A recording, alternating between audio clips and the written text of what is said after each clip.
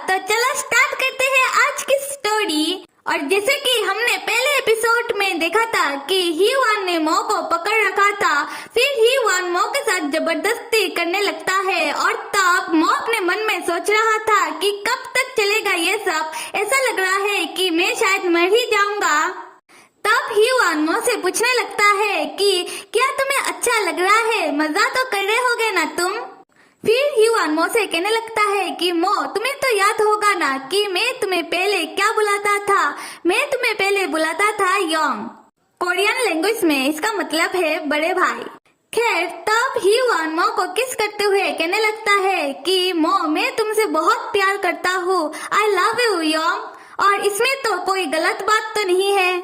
और तब ही वान मो के साथ जो भी कर रहा था, इस कारण मो का हालत इतना ज्यादा बुरा हो जाता है कि वो बेहोश हो जाता है। तब खैर दूसरे सीन पर हम ये देखते हैं कि मो की आंखों पर पट्टी बंधा हुआ था और ही वान और मो किसी दूसरी ही प्लेस पर थे।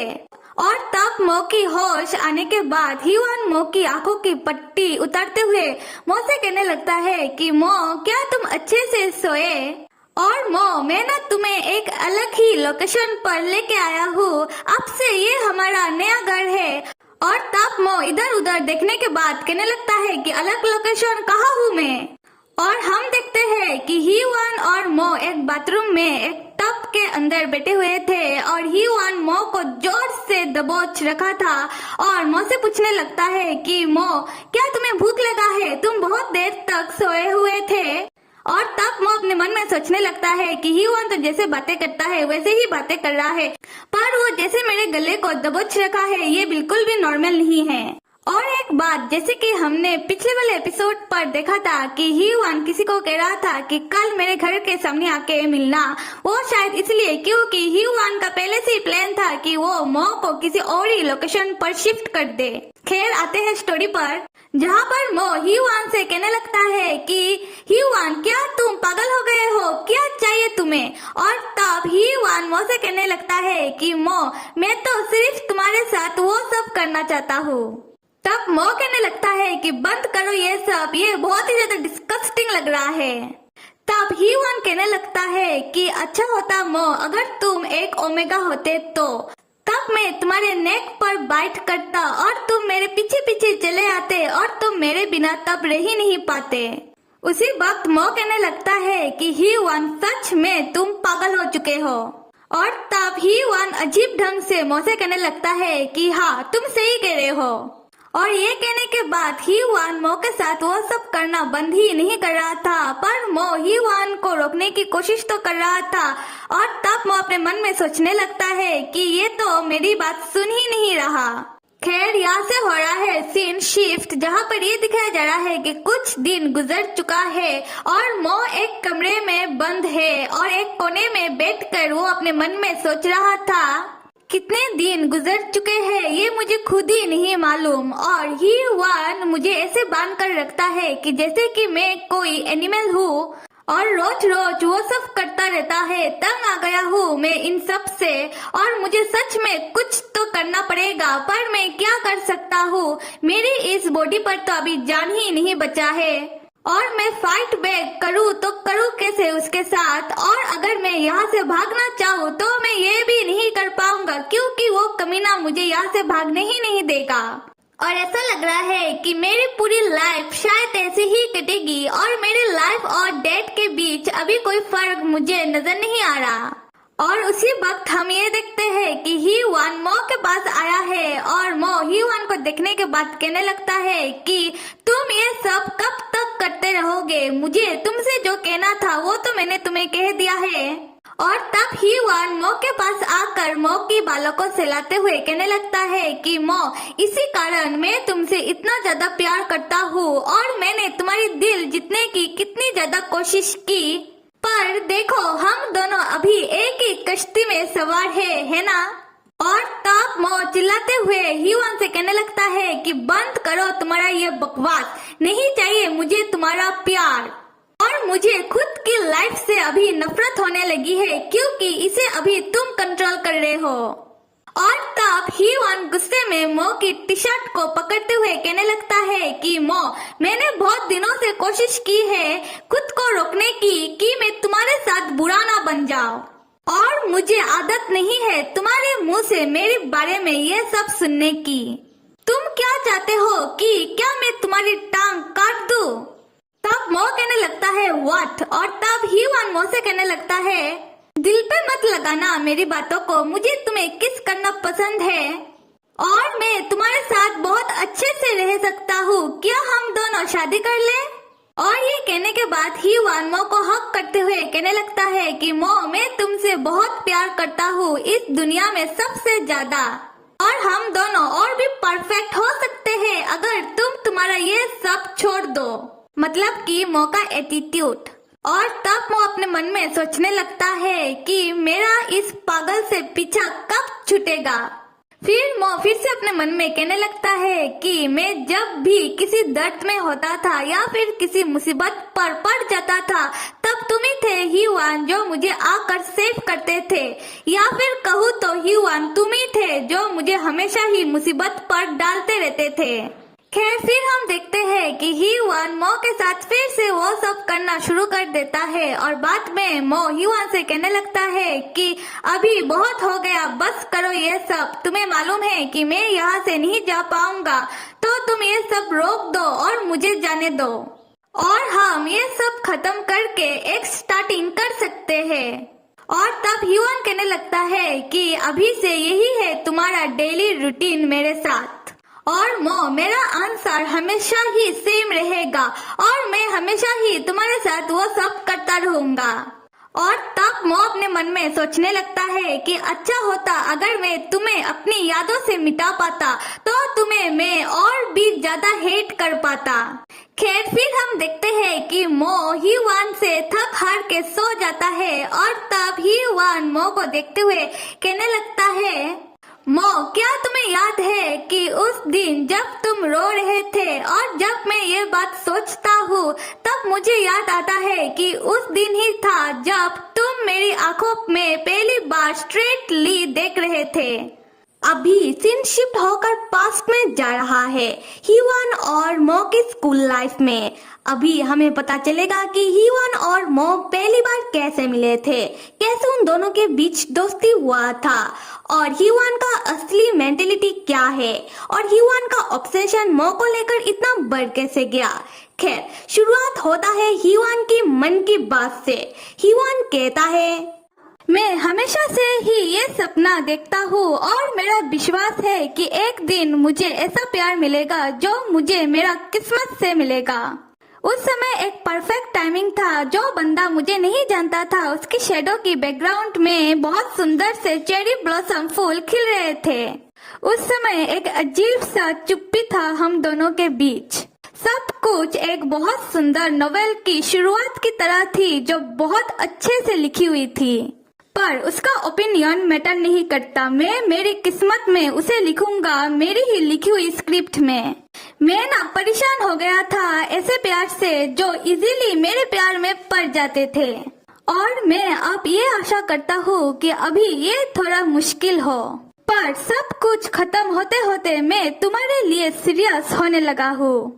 तो मित्रों, हीवान की इन लाइन से एक बात मालूम पड़ रही है कि बंदा कितना भी अमीर हो, कहीं ना कहीं उसके लाइफ की एक खालीपन उसे बोर कर देती है, और वो अपने लाइफ में कुछ नया खोजने के चक्कर में कुछ ऐसा कर देता है जो उसे शायद नहीं करना चाहिए।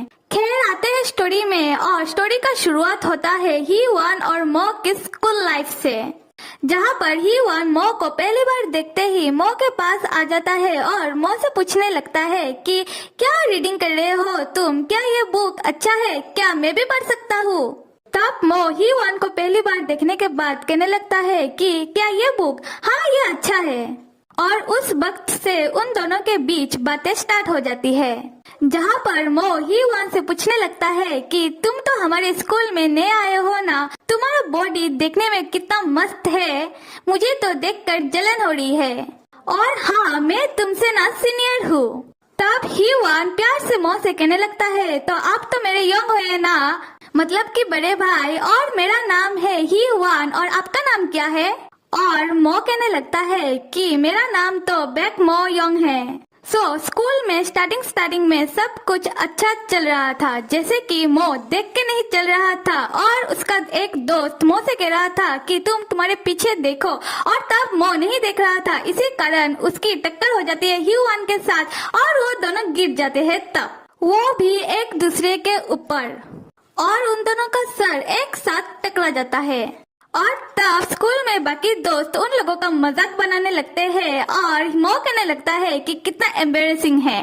और तब मो ह्यूआन से पूछने लगता है कि क्या तुम ठीक हो, क्या मैं तुम्हें नर्स की ऑफिस तक ले चलूं, आओ चलो तुम मेरे साथ। तब ह्यूआन मो से शर्माते हुए कहने लगता है कि ओके यंग, क्या आपको मैं याद हूँ? तब मो ह्यूआन को उठाते हुए कहने लगता है कि सॉरी मैं तुम्हारा नाम भूल गया, मुझे ना लोगों का नाम याद नहीं रहता, तो क्या तुम एक और बार बता सकते हो कि तुम्हारा नाम क्या है? तब ह्यूआन अपने मन में सोचने लगता है कि मेरे दिल में कुछ तो हो रहा है, ऐसा लग रहा है कि मुझे मिल गया है वो जो मुझे कब से चाहिए था। खैर मैं ना तुम्हें देखना चाहता हूँ जो मेरे प्यार के लिए गिड़गिड़ा रहा हो। और दूसरे सीन पर हम ये देखते हैं कि ह्यूआन और मो एक क्लास में बैठे हुए थे, जहाँ पर मो ह्यूआन से कह रहा था कि तुमने मुझे कहा था कि मैं तुम्हें तुम्हारा पढ़ने में हेल्प करूँ और तुम अभी मुझे देखना बंद करो और अपना ध्यान किताब में दो। और तब ह्यूआन कहने लगता है कि क्या मैं आपको देख रहा था? पर तब ह्यूआन स्माइल करते हुए मो को ही निहारे जा रहा था। खैर फिर ह्यूआन मो से पूछने लगता है कि योंग, क्या मैं आपसे एक बात पूछ सकता हूँ, आपका फेवरेट कलर क्या है? और तब मो कहने लगता है कि तुम मुझे इतना ज्यादा पूछ रहे हो तो मैं बता ही देता हूँ कि मेरा फेवरेट कलर है रेड। और दूसरे ही दिन हम ये पाते हैं कि ह्यूआन एक रेड कलर का इयररिंग पहन के वो स्कूल आ जाता है, जहाँ में उसका क्लासमेट उसको पूछ रहा था कि ह्यूआन, तुम्हारा जो इयररिंग है वो तो पहले पर्पल हुआ करता था ना, अब ये रेड कैसे हो गया? और तब ह्यूआन बताने लगता है, क्या ये प्रिटी नहीं है, मुझे ये पसंद आया इसलिए मैंने इसे पहन लिया। और उसी वक्त मो अपने क्लासमेट के साथ बातें करते हुए ह्यूआन के सामने से जा रहा था। तब ह्यूआन अपना रेड कलर का इयररिंग मो को नोटिस करवाने की कोशिश तो करता है, पर मो ह्यूआन को ही नोटिस नहीं करता, वो अपने क्लासमेटों के साथ बातें करते हुए चला जाता है। तब ह्यूआन स्माइल करते हुए अपने मन में सोचने लगता है कि सही है, इस बार सच में। और शुरू में मो का यही एटीट्यूड, इग्नोरेंस वाला एटीट्यूड और अपने ही धुन में रहने वाला एटीट्यूड ही ह्यूआन को कहीं न कहीं अट्रैक्ट कर रहा था। खैर फिर हम देखते हैं कि बैकग्राउंड में ये कहा जा रहा है बेसिकली कि ह्यूआन अपने क्लास से ज्यादा सीनियर के क्लास में अपना टाइम स्पेंड करता है, मतलब कि मो के क्लास में, और ह्यूआन हमेशा ही मो को फॉलो करता रहता था और ह्यूआन मो के पास से ट्यूशन भी लिया करता था और ये सिलसिला ऐसे ही चलता रहता था। और उसके आसपास बहुत सारे फूल्स होने के बावजूद उसे अच्छे ग्रेड मिल जाते थे। और हाँ, उसके पास कोई डेट भी नहीं था ह्यूआन के अलावा।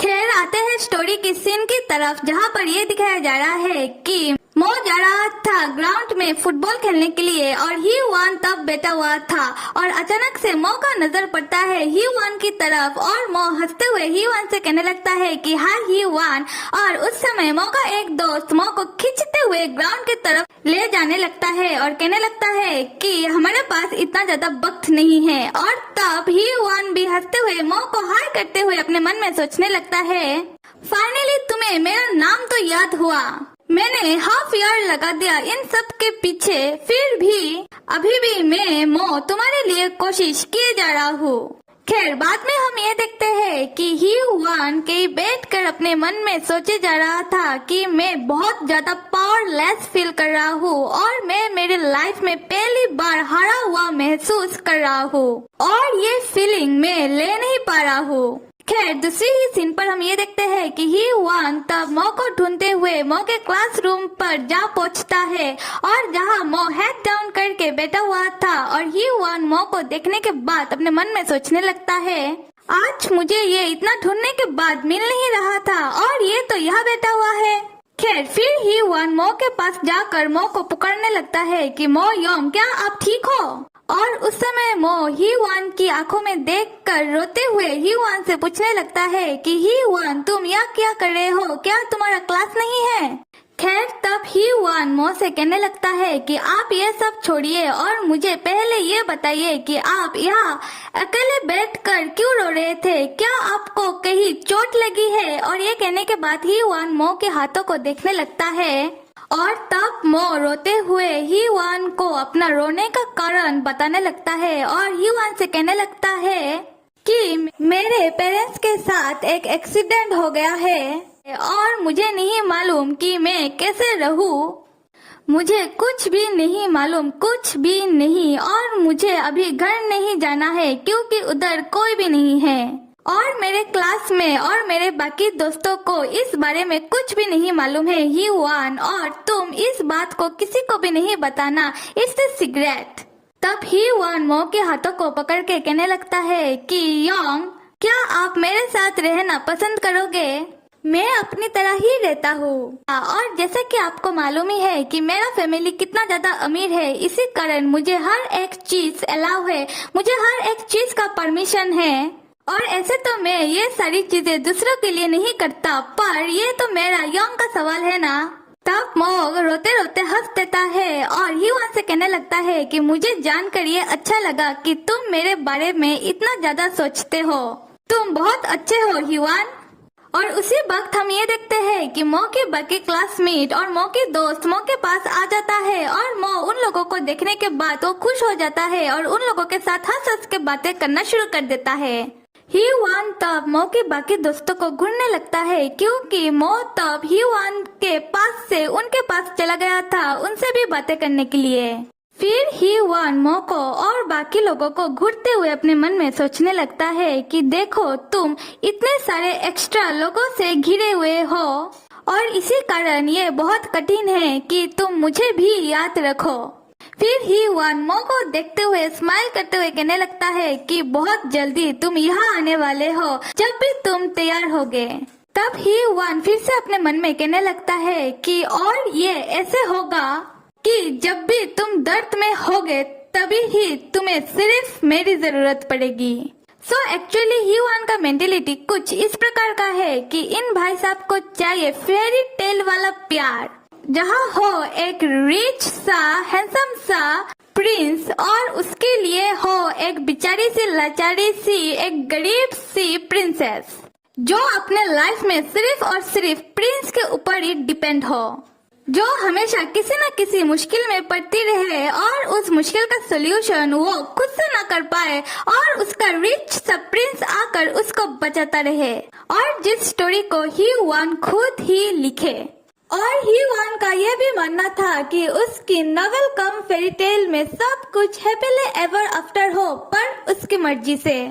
और तब ही वान को मिल जाता है अपना परफेक्ट प्रिंसेस, मतलब कि प्रिंस, वो भी मो के रूप में, जो अच्छा सा भोला सा और जो लोगों के ऊपर आसानी से विश्वास कर लेता है, जो अपने लाइफ में दुखी तो है पर वो ये किसी को भी दिखाना नहीं चाहता है और वो सिर्फ मुस्कुराता रहता है, जो थोड़ा सा पोर है और जिसके आगे पीछे कोई भी नहीं है। फिलहाल तो यहाँ से होता है सीन शिफ्ट, जहाँ ये दिखाया जा रहा है कि मो अपना कुछ कारण के लिए वो स्कूल नहीं आ रहा है, मैं भी उसका मॉम डैड का एक्सीडेंट का ही कारण होगा।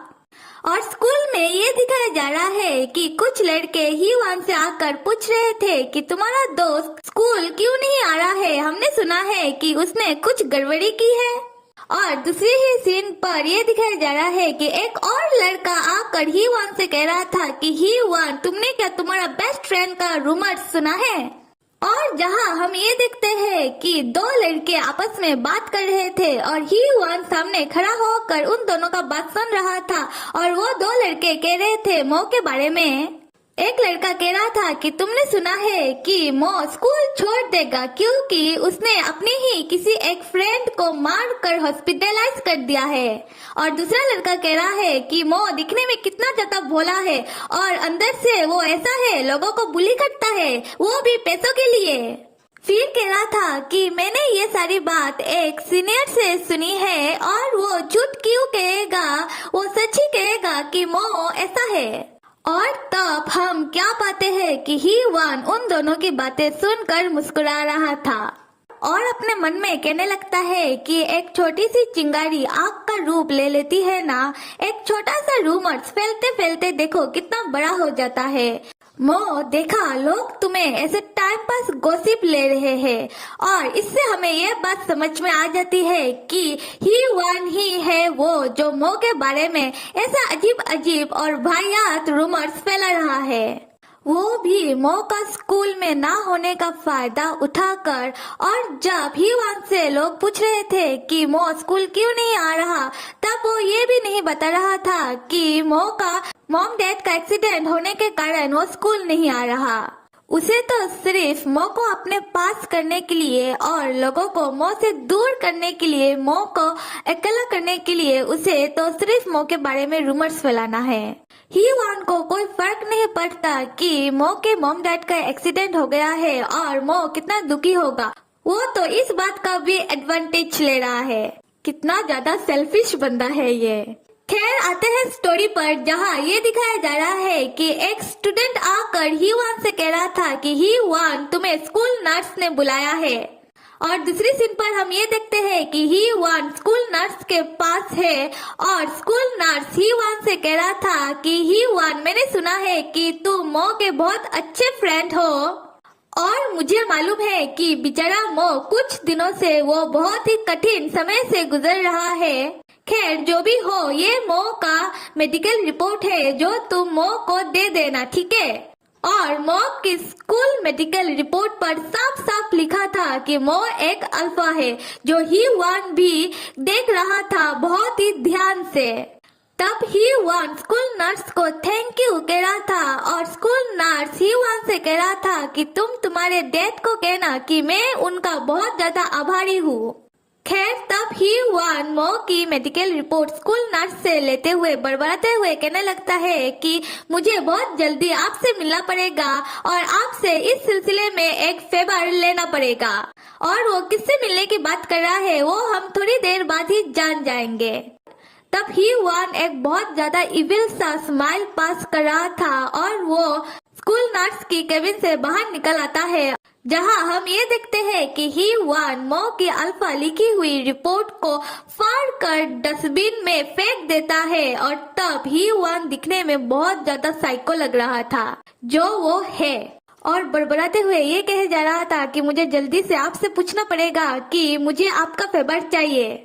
और यहाँ से होता है सीन शिफ्ट और चलते हैं ही वन की घर की तरफ। और ही वन जो फेवर लेने की बात कर रहा था वो और किसी से नहीं, अपनी मॉम डैड से ही लेने की बात कर रहा था। जहाँ ही वन अपनी मॉम के साथ बैठा हुआ था और ही वन का मॉम ही वन से कह रही थी कि बेटा मैं इस बारे में तुम्हारे डैड से बात कर लूंगी और नेक्स्ट टाइम तुम हमारे घर की डॉक्टर से अपॉइंटमेंट ले लेना और उस लड़के के लिए इतना ज्यादा मुश्किल कर देना ये जानना कि वो एक अल्फा है। तब ही वन कहने लगता है कि हाँ मॉम मैं ये कर लूंगा और आप बेस्ट मॉम हो। तब ही वन की मॉम ही वन से पूछने लगती है कि क्या तुम उसे पसंद करते हो और तब ही वन कहने लगता है कि हाँ मॉम और इस बार ये रियल है। तब ही वन की मॉम ही वन से कहने लगती है कि अच्छा ठीक है और प्यार एक ऐसी चीज है जिसको हमेशा ही कंट्रोल करके अपनी हाथों की मुट्ठी के अंदर रखना चाहिए, जैसे किसी पंछी को पिंजरे के अंदर लॉक करके रखते हैं। और इसी तरह ही मैं तुम्हारी भोले सी डैड को खुश रखती हूँ। तब ही वन कहने लगता है कि हाँ मॉम मैंने आप दोनों की लव स्टोरी बहुत बार सुनी है एंड इट्स परफेक्ट और आप बहुत ही अमेजिंग हो मॉम। फिर ही वन की मॉम ही वन से कहने लगती है कि मैं बहुत ही ज्यादा खुश हूँ क्योंकि तुम बिल्कुल मेरे जैसे हो। खैर तब ही वन की मॉम ही वन को एक प्रेस्क्रिप्शन देकर कहने लगती है कि ये तुम हमारे घर की डॉक्टर से मतलब फैमिली डॉक्टर से ले लेना।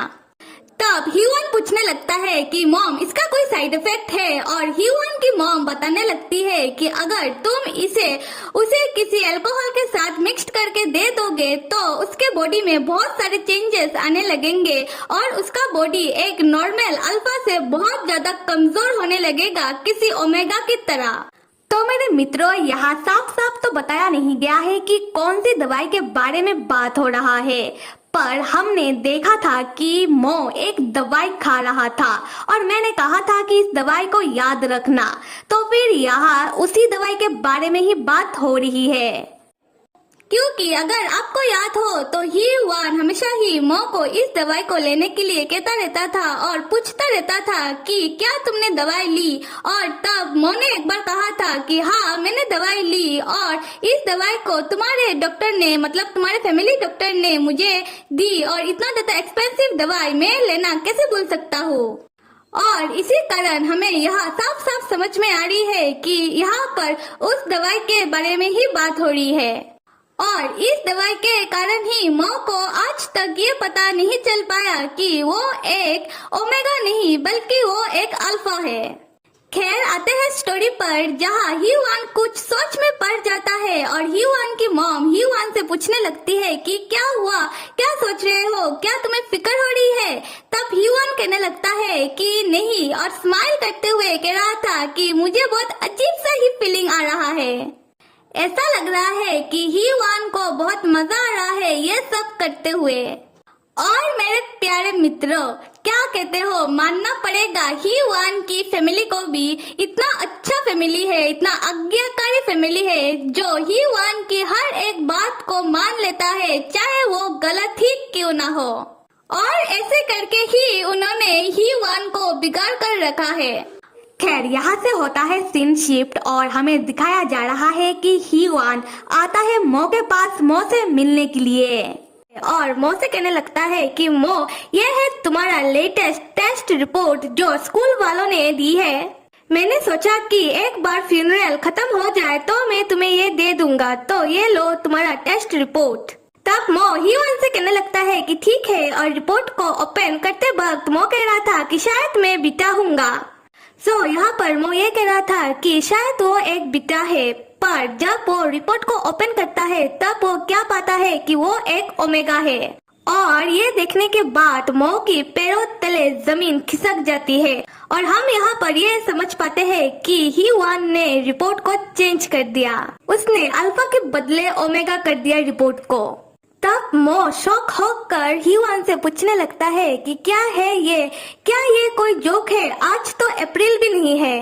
तब ह्यूआन मो से कहने लगता है कि मो, ये कोई जोक नहीं है, ये बहुत ही सीरियस मैटर है और ये तुम्हारी ही रिपोर्ट है। तब मो बहुत ज्यादा घबरा जाता है और ह्यूआन से कहने लगता है कि ऐसा कैसे हो सकता है, मेरा तो अभी कोई भी नहीं है, मुझे इस दुनिया में खुद से ही रहना पड़ेगा, एक ओमेगा होकर मैं इस दुनिया में कैसे रहूंगा, ओमेगा तो बहुत ज्यादा लो परसेंटेज है। ह्यूआन, मैं ही क्यों, मेरे साथ ही ऐसा क्यों होता है, काश मैं तुम्हारी जगह होता, मैं ये सब ले नहीं पा रहा हूँ ह्यूआन। तब ह्यूआन मो की ऐसी हालत देखकर मो को गले से लगा लेता है और मो ह्यूआन से कहने लगता है, आई एम सॉरी ह्यूआन, मैं ऐसा नहीं कहना चाहता था कि मुझे तुम्हारी जगह होना चाहिए, मैं कभी भी ये नहीं चाहूंगा कि तुम्हारे साथ ऐसा कुछ हो, और मुझे ऐसा फील हो रहा है कि मैं धीरे धीरे खत्म हो जाऊंगा। तब हम क्या देखते हैं कि ह्यूआन, जिसको इन सब में बहुत मजा आ रहा है, वो मो को सांत्वना देते हुए कहने लगता है कि कोई बात नहीं, मैं समझ रहा हूँ, और एक इविल सा स्माइल देते हुए कह रहा था कि मैं हमेशा ही तुम्हारे साथ हूँ। तो चलो आते हैं प्रेजेंट में ह्यूआन के कमरे में, जहाँ ह्यूआन सीरियस होकर सोच रहा था, पता है ये हमारी स्टोरी का एकदम परफेक्ट फाइनल होने वाला था। हम दोनों दो सही पजल के टुकड़ों की तरह है, जिसको जोड़ने से एक हो जाता है। मेरे प्यारे प्रिंस, जो लक से पोर है, जो इस दुनिया में लोनली है, फिर भी एक आशा का किरण पकड़ा हुआ है, और मैं उसका वन एंड ओनली सेवियर हूँ। और अंत में हम दोनों खुशी खुशी एक साथ रहने लगे, a happily ever after for us too. पर उसे तो स्टोरी का हीरो बनना ही नहीं था, उसने तो अपनी दुनिया बैक स्टेज के पीछे कर दी। मॉम, मैं हार गया मॉम। क्या मैं उस टूटी हुई खिलौने के साथ एग्री कर जाऊँ? तो यहाँ वो मो के बारे में बात कर रहा है। फिर ह्यूआन कहने लगता है कि नहीं, मैं सेटिस्फाइड नहीं हूँ। तो क्या मैं मो को मार दूं और उसे ऐसे ही जाता हुआ देखता रहूं? नहीं, मेरे पास दूसरा कोई चॉइस भी तो नहीं है। पर मुझे उसके साथ एक परफेक्ट फ्यूचर भी तो चाहिए। क्या मुझे उसके प्रति कोई सहानुभूति है? क्या मैं उसका कुछ ज्यादा ही नजदीक हूँ?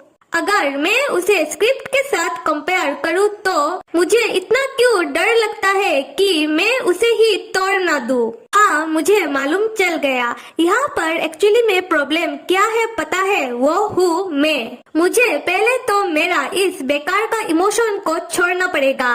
फिर ही वान उठकर मो के पास जाने लगता है जहाँ मो सो रहा था और वो मो के पास जाकर बैठ जाता है और अपने मन में कहने लगता है, वो भी मो को देखते हुए कि हाँ यही सही रहेगा, चलो इसको खत्म करते हैं और एक दूसरी सच्ची सी शुरुआत करते हैं।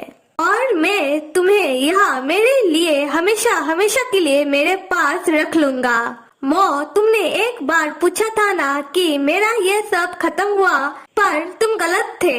ये तो सिर्फ एक और पहाड़ है जिसको हमें अभी चढ़ना है और इस सब का अंत बस अभी नजदीकी है।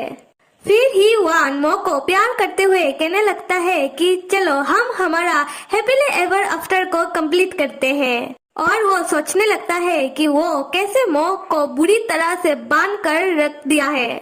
खैर, फिर ही वान मो की पैरों को प्यार से पकड़ कर कहने लगता है, मुझे तुम्हें दौड़ते भागते हुए देखना पसंद है।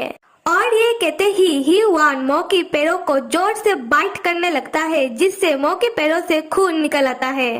तब ही वान मो के ऊपर चढ़ जाता है और मो को कहने लगता है, पर मैं तुम्हें अभी ऐसा करता हुआ कभी भी देख नहीं पाऊंगा। थोड़ी देर बाद मो उठ जाता है और इधर उधर देखने लगता है और कहने लगता है कि जब भी मैं उठता हूँ तब ही वान मेरे आसपास ही होता है। लगता है मुझे यहाँ से अभी भाग जाना चाहिए जब तक वो यहाँ नहीं है। और एक बार मैं यहाँ से भाग गया तो शायद हम एक दूसरे को कभी भी देख नहीं पाएंगे। फिर मो परेशान होकर खुद से कहने लगता है कि जाग जाओ मो, जाग जाओ, मत भूलो कि ही वान ने तुम्हारे साथ क्या किया है। और अभी कुछ सोचने और समझने का टाइम नहीं है, मुझे जल्दी से इधर से निकलना चाहिए। और जब मो अपने बिस्तर से उठने की कोशिश कर रहा था भागने के लिए, तब हम क्या देखते हैं कि मो उठ नहीं पाता बल्कि वो जमीन पर गिर जाता है। और गिरने के बाद तब मो अपने मन में सोचने लगता है कि मेरा पैर, मैं मेरे पैरों पर कुछ फील क्यों नहीं कर पा रहा हूँ। और उसी वक्त ही वान का एंट्री होता है जो मो को देखते हुए कहने लगता है, सीरियसली क्या तुम मुझे तो नहीं ढूंढ रहे थे? तब मो ही वान को देखते हुए कहने लगता है कि क्या तुम बाहर नहीं थे और तुमने मेरी पैरों के साथ क्या किया? तब ही वान मो से कहने लगता है कि हाँ, इसी वक्त है जब मैं बाहर जाता हूँ, पर मैं तुम्हें बॉडीगार्ड के ऊपर अटैक करके यहाँ से भागने तो नहीं दे सकता। तो मैंने कुछ एडजस्टमेंट किया है तुम्हारे साथ और ये देखकर मैं खुश हूँ कि मैंने वक्त रहते तुम्हारे साथ ये किया। तो यहाँ देखकर ये लग रहा है कि ही वान ने मो के पैरों के साथ कुछ तो किया है, समथिंग लाइक पैरालाइज, इसी कारण मो चल नहीं पा रहा। खैर, तब ही वान मो से कहने लगता है कि मो, अभी तुम्हारे लिए कठिन होगा अपने लाइफ में खुद से अपने दम पर रहना, क्या मैंने सही कहा? फिर ही वान मो के फेस को पकड़ कर कहने लगता है, यहाँ से हम हमेशा के लिए रहेंगे हैप्पीली एवर आफ्टर। और तुम ज्यादा मत सोचो क्योंकि मैं तुम्हें बहुत प्यार करता हूँ। I love you. और ये कहते हुए ही वान मो को किस कर देता है और तब मो तो रोने लगता है। एंड बूम, हुआ ना हैप्पी एंडिंग। तो क्या सोच रहे थे, हैप्पी एंडिंग? हाँ हुआ, पर सिर्फ ही वान के लिए। और हाँ, वो ही वान ही है जिसने स्कूल में सबको ये बात बताई कि मो एक ओमेगा है, और ही वान ही है जिसने स्कूल में सबको मो के खिलाफ कर दिया, जिस कारण मो हमेशा ही स्कूल में बुली होता रहा। और स्कूल के बाद भी ही वान ने मो का पीछा नहीं छोड़ा। उसने मो की प्रोफेशनल लाइफ हो या फिर पर्सनल, सबको ही अपनी कंट्रोल में ले लिया। और उसने ऐसा हर एक काम किया जिससे मो उसकी मुट्ठी में रह सके। और इस तरह ही वान ने मो को तो पा लिया, पर अंत में मो रोने लगा अपनी बेबसी पर। और मेरे प्यारे मित्रों, बताओ आपको ये स्टोरी कैसा लगा और इस स्टोरी का एंडिंग आपको क्या लगता है? इस स्टोरी का एंडिंग कैसा होना चाहिए था? आप जरूर कमेंट बॉक्स पर अपना राय देना, और आप सब लाइक, सब्सक्राइब और कमेंट करना तो बिल्कुल भी मत भूलिएगा। Till then stay with me and see you.